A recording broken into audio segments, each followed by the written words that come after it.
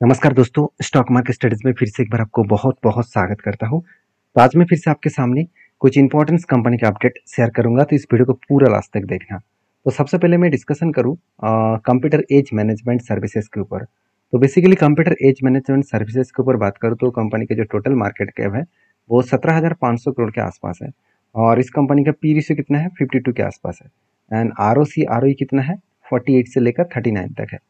मतलब कंपनी का जो डेटा अपडेट है उसके बारे में चर्चा करूँ तो कंपनी के ऊपर जितनी मार्केट कैप है, उस बेसिस में देखा है तो कंपनी के ऊपर जो डेप्थ ऑफ इक्विटी है वो ना के बराबर है। तो कंपनी के देखिए सारे पॉइंट्स आपको अच्छा अच्छा खासा देखने को मिलेगा। वैल्यूएशन वाइज बात करूँ तो कंपनी का पी रेशियो के बारे में चर्चा करूँ तो एक टाइम पी रेशियो चला गया था, एक साल के अंदर अंदर कंपनी का पी रेशियो चला गया था 96 के आसपास, और आज पी रेशियो 50 के आसपास है। अगर एवरेज पी रेशियो देखूँ तो 5 साल के एवरेज पी रेशियो निकल कर आ रहा है करीबन 43 के आसपास। मतलब लास्ट 5 ईयर में जो टॉप किया था पी रेशियो 96, वहाँ से गिरकर कितना आ चुके हैं, 50 के आसपास। और वो कब कौन सा लेवल में आया, कोविड के टाइम में जो लेवल था, कोविड के टाइम में जो हाई लेवल था उसी लेवल तक कंपनी ट्रेड कर रहा है। मतलब कंपनी का जो पी रेशियो है वो अभी भी देखा जाए तो थोड़ा सा लो में है। जो लोग सोच रहे हैं कि पी रेशियो बहुत हाई है, मान लेता हूँ कंपनी की पी रेशियो 50 है, मगर इस 50 में भी कंपनी लोग लोग इस कंपनी के ऊपर ट्रस्ट करके बाई कर रहे हैं। मतलब कंपनी में एक ग्रोथ हाई होने का चांसेस ज़्यादा है, क्योंकि आप सभी जानते हैं कंप्यूटर एज मैनेजमेंट सर्विसेज जो है वो एक मोनोपोली जैसा बिजनेस एंजॉय करता है। वो मोनोपोली क्या है, चलो मैं आपको दिखा देता हूँ। सबसे पहले आप देखेंगे तो कंपनी म्यूचुअल फंड रजिस्टर जो मार्केट है, म्यूचुअल फंड का जो रजिस्टर मार्केट है उस हिसाब से देखा तो 69% मार्केट शेयर इसी के पास है। 69% मार्केट शेयर इसी के पास है, और इसी 69 मार्केट शेयर के बेसिस में कंपनी में एक अच्छा खासा ग्रोथ होने का चांसेस देखने को मिलेगा। क्योंकि company mutual fund transfer agency का काम करते हैं, जहाँ पे 69 मतलब अराउंड 70% का मार्केट शेयर इसी के पास होने के कारण इतने सारे म्यूचुअल फंड में बाई सेल किया जाता है, तो उसका डायरेक्टली जो ट्रांजेक्शन है वो कंप्लीट इसी कंपनी करते हैं। तो जिसके लिए कंपनी को डायरेक्टली फायदा मिलता है। और उसके साथ साथ कंपनी के रेवेन्यूज के बारे में बात करूँ तो आप देख सकते हैं जो आरटीए सर्विसेज है उसके ऊपर 92% रेवेन्यू जनरेट हो रहा है, और सॉफ्टवेयर के ऊपर 8%। और देखिए कंपनीज का जो प्रोडक्ट वाइज रेवेन्यूज है उनमें से डेटा प्रोसेसिंग के ऊपर 81%, साथ ही साथ आप देखा जाए तो कस्टमर केयर सर्विसेज के ऊपर 7%, और मिसलेनियस सर्विसेज के ऊपर 6%, और साथ ही साथ जो मतलब रिकवरेबल जो प्रोडक्ट है उसके ऊपर 4.6%, और अदर्स के ऊपर ना के बराबर 1% के नीचे। तो बेसिकली कंपनी का जो बिजनेस है वो ऑल ओवर इंडिया में ही चल रहा है और बाहर की कंट्री में नहीं है। तो कंपनी के सारे पॉइंट्स को सामने रखते हुए मैं एक ही बात कहूँगा कि कंपनी के ऊपर जब मुझे ट्रेड मिला उस ट्रेड को मैं कंटिन्यू इसीलिए किया क्योंकि कंपनी के ऊपर शोल्डर कम हेड कम शोल्डर बना था। फाइनली ब्रेकआउट होने के बाद देखिए कंपनी धीरे धीरे करके ऊपर जा रहा है। अगर यहाँ से ऊपर गए और इस लेवल को टच करे तो मुझे बेस्ट टारगेट मिलने का चांसेस है। तो बाकी इस कंपनी के ऊपर आपकी क्या राय है जरूर कमेंट्स करना, क्योंकि मुझे लग रहा है कि कुछ ही दिनों के बाद कंपनी टारगेट को अचीव कर सकती है। क्योंकि कंपनी का जो जिस तरीके से कंपनी के क्वार्टर रिजल्ट है वो अगर देखा जाए तो कंपनी का सेल्स का आंकड़ा वो 200 से लेकर 240, उसके साथ साथ 249, उसके साथ 310। मतलब कंपनी का जो सेल्स का आंकड़ा है वो कुछ इस तरीके से देखने को मिला। और साथ ही साथ कंपनी का जो नेट प्रॉफिट है वो 60 करोड़ से 70 करोड़ बना, 74 बना, उसके बाद 100 करोड़ बना।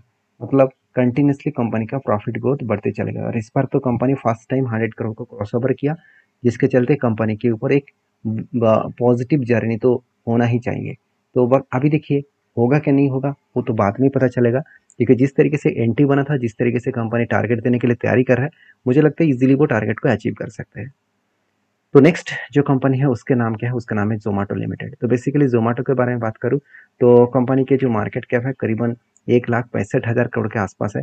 कंपनी के पी रेशियो 468 के आसपास है, और कंपनी के आर ओ सी आर आई दोनों ही एवरेज लेवल के बहुत नीचे है। मतलब यहाँ पे कंपनी के बहुत वीकनेस है। हाँ, वैल्यूएशन बहुत हाई हो चुका है क्योंकि कंपनी लगातार भागते चले जा रहा है, तो वैल्यूएशन तो हाई होगा ही। तो मेरे हिसाब से इस हाई वैल्यूएशन के ऊपर काम करना थोड़ा सा रिस्की जोन होगा।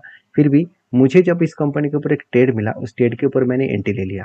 क्यों लिया, ऑब्वियसली एक रिस्की एंट्री है, फिर भी मैंने ट्रेड इसीलिए लिया क्योंकि कंपनी के ऊपर दो कारण की वजह से लिया। पहली बात, कंपनी के लाइफ टाइम जो हाई था उस लाइफ टाइम हाई को एक कफ विद 100 के बेसिस में ब्रेकआउट किया। और मैं टारगेट जो लेकर चलूंगा वो बहुत लंबा सा टारगेट है, अराउंड 300 तक।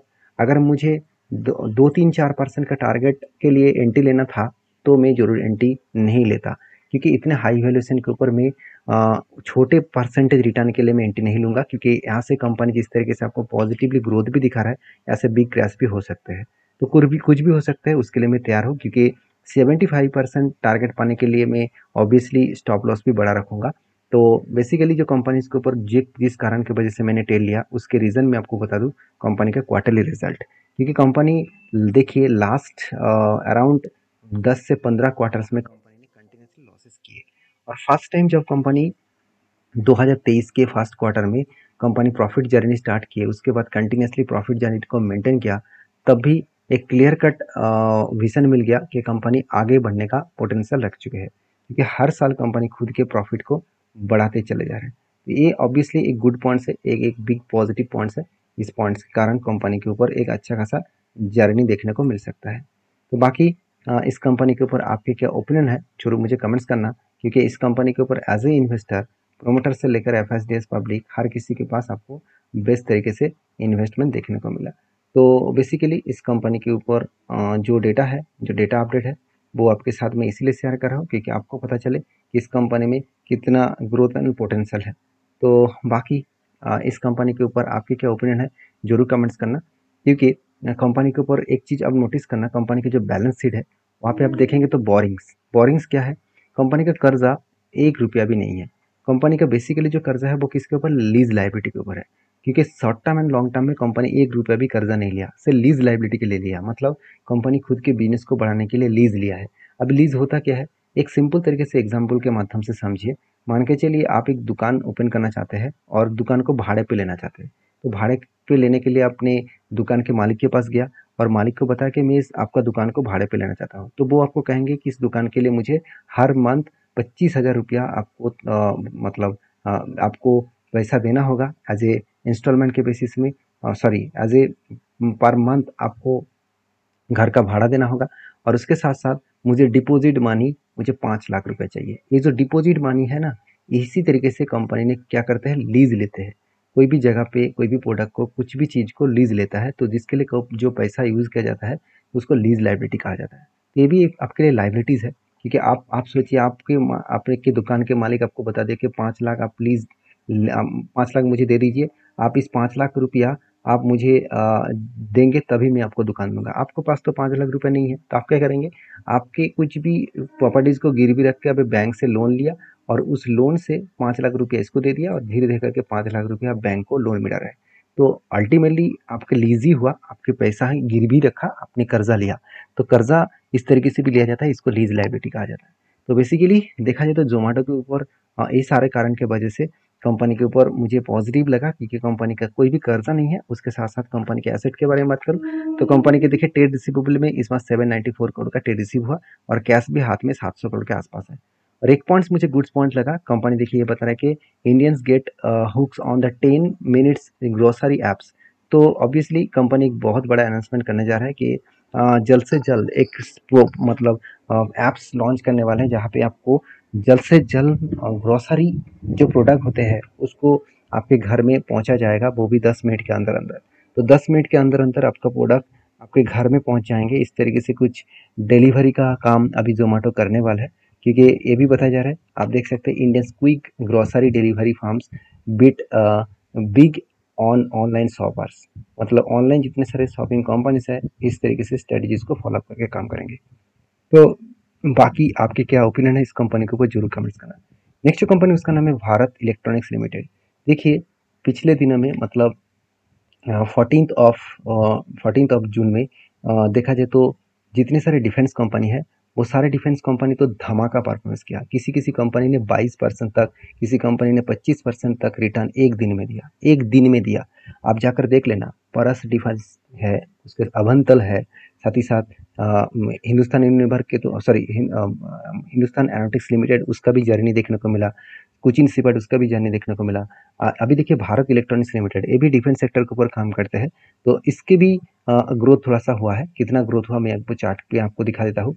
आप देख सकते हो भारत इलेक्ट्रॉनिक्स लिमिटेड के ऊपर भी तेजी से एक जर्नी देखने को मिला। देखिए इलेक्शन के जब रिजल्ट आया था, सबसे ज़्यादा गिरावट इसी तरीके से कंपनी के ऊपर देखने को मिला था, क्योंकि बहुत सारे नेगेटिव न्यूज़ आना शुरू हो गया था कि बीजेपी इस बार मतलब पार्टी को टिका नहीं पाएंगे, बीजेपी इस बार फिर से सत्ता को नहीं जीतेंगे और मोदी जी इस बार प्रधानमंत्री नहीं बनेंगे। इस तरीके से कुछ न्यूज़ ऑब्वियसली इलेक्शन के रिजल्ट के दिन देखने को मिला था, क्योंकि जिस तरीके से रिजल्ट देखने को मिला उस बेसिस में मार्केट में नेगेटिव सेंटीमेंट क्रिएट हुआ और बिग फॉल देखने को मिला। और उसके बाद देखिए किस तरीके से रिकवरी किया। नेक्स्ट डे में जब भी इस तरीके से कुछ हैमर जैसे पैटर्न कैंडल हुआ, तब भी मुझे क्लियर कट एक डेटा मिल गया कि हाँ, यहाँ से कंपनी बिग बाउंस कर सकते हैं, क्योंकि लोअर साइड में जब भी लोअर साइड से जब भी देखा जाए तो कुछ इस तरीके से हैमर कैंडल क्रिएट हुआ, तो सोचना यहाँ से एक बड़ा डाउन अप साइड ट्रेंड आपको देखने को मिलेगा। बाकी आपके क्या ओपिनियन है इस कंपनी के ऊपर जरूर कमेंट्स करना, क्योंकि भारत इलेक्ट्रॉनिक्स लिमिटेड के ऊपर मैंने ट्रेड अभी तक कुछ भी नहीं लिया, क्योंकि जब ट्रेड बना था मैं आपके साथ शेयर भी किया था। फिलहाल के लिए इस कंपनी का अपडेट के बारे में एक ही बात कहूँगा, कंपनी का परफॉर्मेंस अच्छा है, क्योंकि कंपनी जबरदस्त सेल्स और प्रॉफिट को मेंटेन किया है। तो जब भी कोई ट्रेड बनेगा तो मैं इसके ऊपर जरूर ट्रेड लेने वाला हूँ, क्योंकि कंपनी का अगर परफॉर्मेंस अच्छा है तो आज नहीं तो कल वो आपको एक अच्छा खासा ट्रेड जरूर देंगे। तो बेसिकली प्रोमोटर से लेकर एफएसडीएस पब्लिक हर किसी के पास इस कंपनी के ऊपर अच्छा खासा होल्डिंग्स आपको देखने को मिला है। तो चलो अभी लास्ट कंपनी के ऊपर डिस्कशन कर लेते हैं। लास्ट कंपनी है टाटा एल्क्सी लिमिटेड। तो टाटा एल्क्सी टाटा ग्रुप के सबसे एक पुराना कंपनी है। सॉरी, टाटा ग्रुप के एक पुराना कंपनी है, सबसे पुराना नहीं है, एक पुराना कंपनी है और टाटा के आईटी सेक्टर इंडस्ट्रीज में काम करते हैं। और इस कंपनी गुड अपडेट दिया, कंपनी एक के बदले फिर से एक शेयर बोनस के हिसाब से देने जा रहा है। तो जो लोग बोनस पाना चाहते हैं तो इस कंपनी के ऊपर डीपली रिसर्च करें, उसके बाद काम करें। आई होप वीडियो में जानकारी अच्छा मिला होगा। अगर मिला है तो चैनल को जरूर सब्सक्राइब करना। मिलते हैं नेक्स्ट वीडियो में, तब तक के लिए धन्यवाद।